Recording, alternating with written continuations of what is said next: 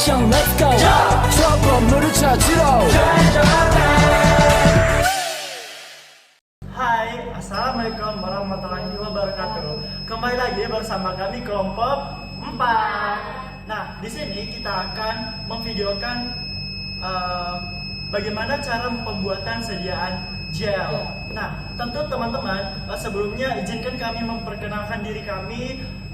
Ada pepatah mengatakan tak kenal maka tak sayang. Untuk itu, mari kita berkenalan. Perkenalkan, saya Risman Jahid, dan di samping saya ada Elva Nur Rafifat. Di sini ada Rizky Rambe, ini ada Sabrina, ini ada Vanessa, ini ada Wiwik Ayu, ini ada Fredita, dan ini ada Mutiara. Nah, tentu saja kan kita membuat sediaan gel nih teman-teman. Ada yang tahu nggak sih sediaan gel itu apa? Apa ya? Oke, definisi dari sediaan gel adalah sistem semi padat yang terdiri dari suspensi yang terbuat dari partikel anorganik yang kecil dan molekul organik yang besar terpenetrasi oleh suatu cairan. Nah, tujuan dari pembuatan sediaan gel yaitu yang pertama, menentukan formulasi yang tepat untuk sediaan gel. Yang kedua, menentukan evaluasi yang tepat sesuai dengan FI seperti organoleptis, daya lekat, daya sebat, dan homogenitas. Berikutnya ada alat dan bahan yang dibutuhkan dalam pembuatan gel. Pertama kita membutuhkan stempler dan mortir.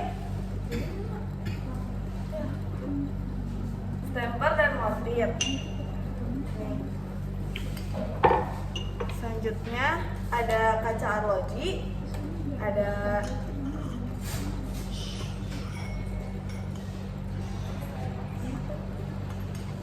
sendok, ada gelas ukur,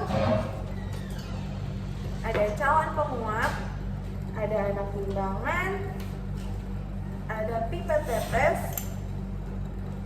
dan sendok logam, ada juga batang pengaduk. Itu dia alat yang kita butuhkan untuk pembuatan gel. Berikutnya ada bahan-bahan yang pastinya dibutuhkan dalam pembuatan gel. Pertama itu kita menggunakan zat aktif aminofilin 0,6 gram, yaitu berfungsi sebagai antispasmodik dan bronkodilator. Berikutnya ada HPNC berkonsentrasi 0,6 gram, berfungsi sebagai basis gel. Berikutnya itu ada propilen glikol dengan konsentrasi 4,5 gram yang berfungsi sebagai zat penstabil dan zat pengawet serta menambah viskositas. Berikutnya ada metilparaben 0,06 sebagai antimikroba dan ada TEA 0,6 yaitu sebagai zat agen alkali dan butuh aquades A30 gram sebagai zat pelarut. Nah, setelah alat dan bahan telah disiapkan dan bahan yang akan digunakan telah ditimbang, sekarang prosedur kerja dari pembuatan sediaan gel. Untuk teman kami dipersilakan. Baik, di sini saya akan menjelaskan prosedur kerja dari gel. Nah, prosedur kerjanya itu yang pertama siapkan alat dan bahan, dan yang kedua timbang semua bahan yang akan digunakan. Kemudian yang ketiga itu siapkan aquades yang telah dipanaskan pada suhu 70 derajat Celcius. Kemudian dimasukkan ke dalam lubang.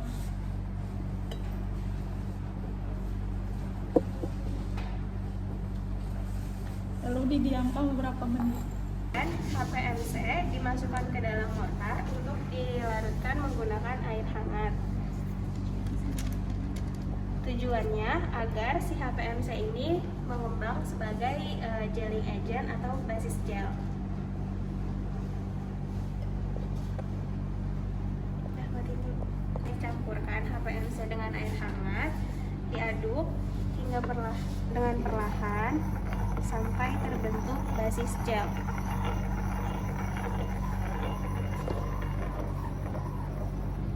Aminofilin dilarutkan dalam aquades panas.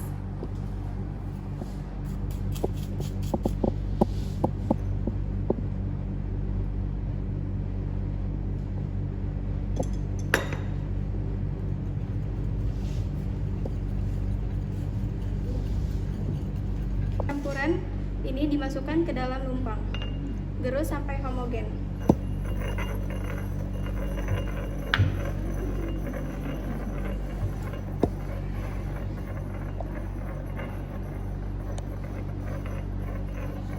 PG dimasukkan ke dalam mortar.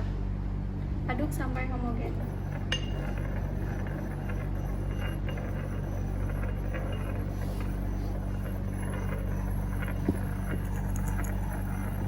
Masukkan VA ke dalam mortar.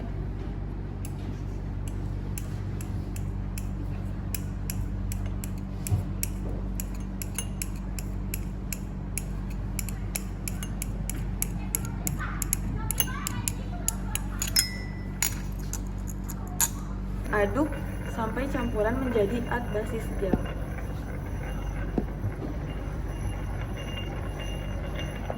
Sudah jadi, kemudian kita masukkan ke dalam wadah.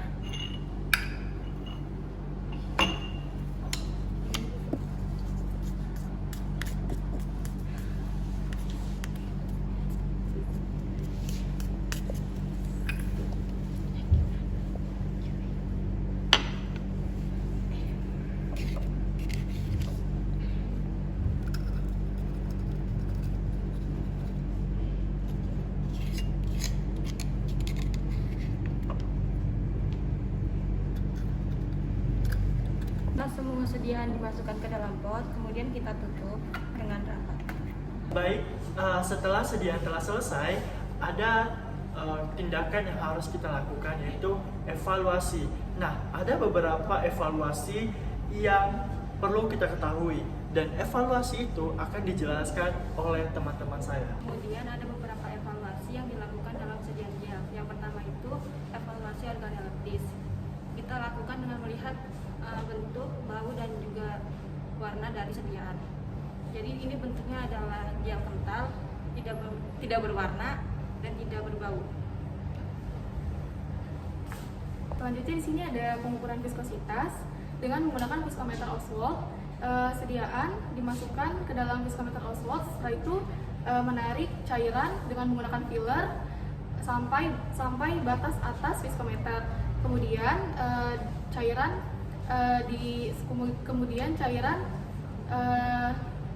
dilepas hingga batas bawah viskometer.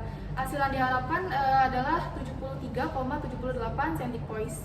Selanjutnya pengukuran daya sebar, yaitu sampel 0,5 gram ditaruh di atas kaca bulat. Setelah itu diberikan beban sebesar 50 gram. Setelah itu ditunggu selama 1 menit, dan setelah 1 menit beban diambil dan diukur penyebarannya. Jadi penyebaran yang diharapkan itu adalah 5-7 cm. Selanjutnya ada pengujian homogenitas, itu menggunakan alat objek glass.